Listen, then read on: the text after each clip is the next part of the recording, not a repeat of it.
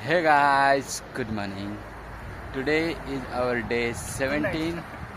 New Year, new beginnings, new resolution. और आज हमारा दिन है 17वां। और आज हम काफ़ी कुछ भागे हैं। बड़ी है, गुट्टू जी है, सब साथ मिलके आए हैं। हाँ, तो कल हमने बात की थी स्ट्रेस के ऊपर, जिसमें जो स्ट्रेस अच्छा होता है उसे यू स्ट्रेस बोलते हैं, और जो स्ट्रेस हमारे लिए अफेक्ट करता है नेगेटिवली उसे हम कहते हैं डिस्ट्रेस। तो वैसे ही हमें बहुत सारे टॉपिक से बातें करनी हैं, लेकिन टॉपिक्स बहुत सारे हैं मेरे पास, और ये मेंटल हेल्थ के बारे में तो काफ़ी सेंसिटिव भी हैं। तो इसके लिए मैं थोड़ा कंफ्यूज हूँ कौन सा टॉपिक लूँ कौन सा ना लूँ। और फ़िलहाल तो अभी मैं प्रैक्टिसिंग में हूँ, मेरी प्रैक्टिस चल रही क्लिनिक्स में। तो डेली एवरेज 5 से लेके 8 तक क्लाइंट्स में हर रोज़ एवरीडे देखता हूँ। तो मेरे पास काफ़ी सारे और डिफरेंट टाइप के केसेस आते हैं। तो इन सब में बहुत ज़्यादा कॉमन आते हैं वो है एंजाइटी, डिप्रेशन, ओसीडी, ये सारे केसेस ज़्यादातर देखने को मिलते हैं। और जो साइकोलॉजिकल हेल्थ को मायने रखते हुए जो काउंसलिंग के लिए आते हैं या जो थेरेपिस्ट के लिए आते हैं, वो आपके जैसे और हमारे जैसे ही लोग होते हैं। तो हमारे सोसाइटी में जो स्टिग्मा पहले से बन चुका था कि काउंसलिंग करना या फिर थेरेपिस्ट के पास जाना यानी कि तुम पागल हो, ऐसे वैसे जो बातें पहले किए जाती थी, या फिर किसी ने कुछ किया है भगवान का वगैरह ऐसे अंधश्रद्धा में जाते थे लोग। पर अभी लोग काफ़ी अवेयर हुए हैं और आज लोग खुद से ही आ रहे हैं थेरेपी लेने के लिए। क्योंकि अब थेरेपी का मतलब क्या होता है, थेरेपी इसमें आपको थेरेपिस्ट या काउंसलर सिर्फ गाइड करता है, और ऐसे ही गाइड नहीं करता है। गाइड तो आपके पेरेंट्स, दोस्त, सब कुछ, सब रिलेटिव सब लोग करते ही होंगे। पर थेरेपिस्ट आपको अपने अंदर झांकने के लिए बताते हैं, अपने अंदर खुद का सेल्फ एनालिसिस करने को बताते हैं, जिससे हम अपने आप को जानते हैं। तो जैसे कि हम मिरर में अपने आप को देखते हैं, अपना चेहरा देखते हैं, हमारी फिजिकल बॉडी देखते हैं, वैसे ही थेरेपी में क्या होता है, थेरेपी में भी हम मिरर को देखते हैं, लेकिन इस मिरर में हम अपने आप को देखते हैं, अपने कॉग्निटिव प्रोसेस को देखते हैं, हमारे थॉट्स, थिंकिंग पैटर्न्स, इमोशंस को हम अंडरस्टैंड करते हैं। तो हीलिंग की फर्स्ट स्टेप होती है अंडरस्टैंडिंग। जब आप अपने बारे में इशू क्या हो रहा है, क्यों हो रहा है, किस वजह से हो रहा है, ये सब जब हम अंडरस्टैंड करते हैं तब हमें कुछ इंसाइट मिलते हैं अपने बारे में। और जब तक हमें पता नहीं चलेगा तब तक हम उस पर कुछ काम नहीं करेंगे, वर्क नहीं करेंगे, तब तक हमें रिजल्ट नहीं मिलेगा। तो आज तक हमें कुछ पता ही नहीं है कि हम ऐसा क्यों कर रहे हैं, हमारा बिहेवियर ऐसा क्यों आ रहा है, हमारे पैटर्न्स कैसे बन चुके हैं, क्यों बन चुके हैं, इन पैटर्न्स को कैसे ब्रेक किया जा सकता है। ये सारी हेल्प आपको काउंसलिंग में या थेरेपीज में मिलती है। तो थेरेपीज लेना उतना ही ज़रूरी है। सिर्फ अगर आपको कुछ साइकोलॉजिकल इश्यूज़ है इसके लिए नहीं, पर्सनैलिटी डेवलपमेंट के लिए भी थेरेपी ली जाती हैं। और ऐसे बहुत सारे क्लाइंट्स भी आते हैं। स्टूडेंट्स के लिए पेरेंट्स काफ़ी बच्चों को लेके आते हैं करियर गाइडेंस के लिए। कुछ बच्चे पढ़ाई नहीं करते हैं, फोकस अटेंशन नहीं रह पाता है इसके लिए।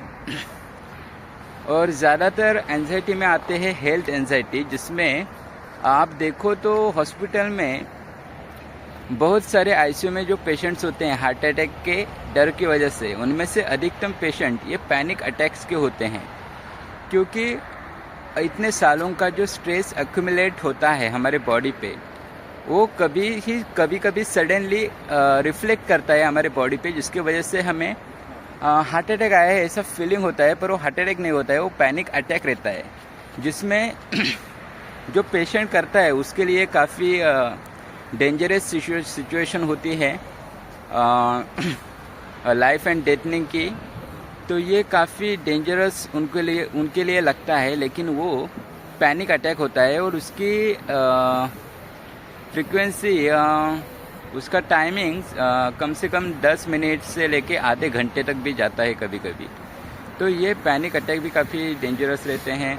साथ ही साथ ओसीडी में तो काफ़ी ख़तरनाक सिचुएशन होती है, काफ़ी थॉट्स आते हैं, इंट्रूसिव थॉट्स आते हैं, जिसके वजह से एंजाइटी आती है और एंजाइटी की वजह से कंपल्शन करना पड़ता है।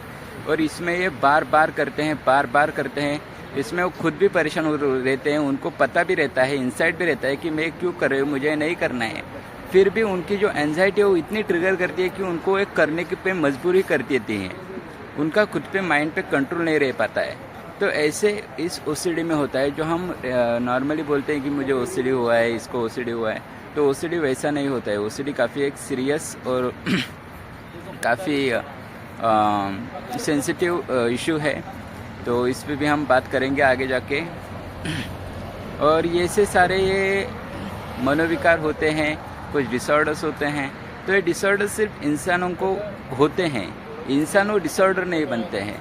तो जैसे इन डिसऑर्डर को आने से पहले आप अपनी ज़िंदगी जी रहे थे, डिसऑर्डर आने के बाद जो डिस्टर्ब हुई है उससे पहले जैसे बनाया जा सकता है थेरेपिस्ट के द्वारा, जिसमें आजकल लोग साइकेट्रिस्ट और साइकोलॉजिस्ट में भी कुछ लोग कंफ्यूज होते हैं। तो इस पे भी मैं बताऊंगा। जो साइकेट्रिस्ट होते हैं वो मेडिसिन देते हैं और जो साइकोलॉजिस्ट होते हैं वो थेरेपीज प्रोवाइड करते हैं, ठीक है। तो साइकेट्रिस्ट आपको मेडिसिन क्यों देते हैं? क्योंकि इस स्ट्रेस की वजह से क्या होता है, हमारे थॉट्स की वजह से हमारे इमोशंस पे अफेक्ट होता है, जिसके वजह से हमारे जो हार्मोन्स है, बायोकेमिकल्स है, न्यूरोकेमिकल्स है, उनमें काफ़ी हद तक इम्बैलेंस आने लगता है। और इम्बैलेंस की वजह से हमें डिस्टर्बेंस महसूस लगता है, मूड स्विंग्स होते हैं, सैड लगने लगता है, कभी कभी एंगर, गुस्सा, फ्रस्ट्रेशन बढ़ता है, और कभी कभी बॉडी में फिजिकल पेन भी महसूस होने लगता है। तो इसके लिए और जब ये साइकोलॉजिकल कुछ इश्यू होता है तो सबसे पहले वो अफेक्ट करता है हमारी नींद पे। नींद पूरी तरह से डिस्ट्रॉय हो जाती है। कभी कभी रात को जल्दी नींद नहीं आती है, ज़्यादा ओवर थिंकिंग रहती है, या फिर कभी अगर इसमें भी नींद आई फिर भी बीच रात में नींद खुलती है और फिर 2-3 घंटे तक फिर से नींद ही नहीं आती है। फिर हम ऐसे ही पड़े रहते हैं बिस्तर पे या फिर घूमते हैं, फिर भी नींद नहीं आती है। तो ये इश्यूज़, और कुछ लोग तो 2 दिन से नहीं सोए हैं, ऐसे इश्यूज़ पहले स्लीप पे अटैक करते हैं और दूसरा फिर बाद में करते हैं अपने एपेटाइट पे भी। तो ये सारे साइकोलॉजिकल इश्यूज़ हमारे फिजियोलॉजी को भी वैसे ही अफेक्ट करते हैं। तो मेडिसिन इन न्यूरोकेमिकल्स को, हार्मोन्स को बैलेंस में लाने का काम करते हैं, उन मूड्स को स्टेबल करते हैं, स्टेबलाइज करते हैं। तो ऐसे मेडिसिन वर्क करते हैं। और साथ ही साथ जो थेरेपीज होती है वो जो डायरेक्टली हमारे रूट पे ही काम करती है। जो हमारा रूट होता है वो हमारा थॉट्स, थिंकिंग पैटर्न्स और पुराने हमारे मेमोरीज की वजह से, ट्रॉमास की वजह से जो हमारे ब्रेन में पैटर्न्स बन चुके हैं। हमारे ब्रेन के भी कुछ पैटर्न्स बने हुए होते हैं। जैसे अगर आप देखें, अगर मोबाइल का अगर हम देखें तो मोबाइल में अगर आप इंस्टाग्राम पे या फिर गूगल पे कुछ सर्च करते हैं तो आपके फीड में वही चीज़ें, वही बातें बार बार आती रहती हैं, क्योंकि उसका एक एल्गोरिदम बना रहता है, राइट। वैसे ही हमारे ब्रेन में भी एक एल्गोरिदम होता है। हम जिस प्रकार के थॉट्स करते हैं वैसे ही हमारे माइंड में बार बार आते रहते हैं। जिन सिचुएशन के बारे में हम सोचते रहते हैं वही हमारे लाइफ में बार बार आते हैं। जिन प्रॉब्लम के बारे में हम सोचते रहते हैं वही प्रॉब्लम्स हम बार बार फेस करते रहते हैं। तो हम अपने थिंकिंग की वजह से हमारे लाइफ में उन सिचुएशंस को, प्रॉब्लम्स को, इश्यूज़ को अट्रैक्ट करते जाते हैं। इसलिए कहा जाता है कि एकदम पॉजिटिव सोचो, जो अच्छा सोचो। और ये इसके वजह से कहा जाता है, जिसको हम साइंटिफिकली बोलते हैं न्यूरोप्लास्टिसिटी, जिसमें आपको ये चीज़ें काफ़ी हंसने वाली लगे कि मेरे पास ये है वो है, ये बोलना, लेकिन जब तक आप बोलोगे नहीं तब तक आप उस चीज़ को अट्रैक्ट नहीं करोगे। इसके लिए आपको जो आपके ड्रीम्स से जो आपको अचीव करना है उसके बारे में आप सोचिए और ऐसा महसूस कीजिए कि आपने उसे अचीव किया है। उसे अचीव करने के बाद जो आपके बिहेवियरल चेंजेस होंगे उन्हें आप महसूस कीजिए अभी से ही, क्योंकि ये आप फ्रीक्वेंसी तय कर रहे हैं और उस चीज़ को आप अट्रैक्ट कर रहे हैं। उसके टूवर्ड्स आप और ज़्यादा मेहनत से वर्क करेंगे और उस चीज़ को आप ज़रूर हासिल करेंगे। तो आपको जो चाहिए उसे आप पा सकते हैं, और उसे पाने के लिए जो एबिलिटी, स्किल, स्ट्रेंथ्स लगती है वो आपके अंदर पहले से ही होती हैं, सिर्फ वो हिडन रहती है, तो उन्हें आपको बाहर निकालना है। इतना ही, बाकी हम मिलते हैं कल। Thank you so much, bye bye and take care.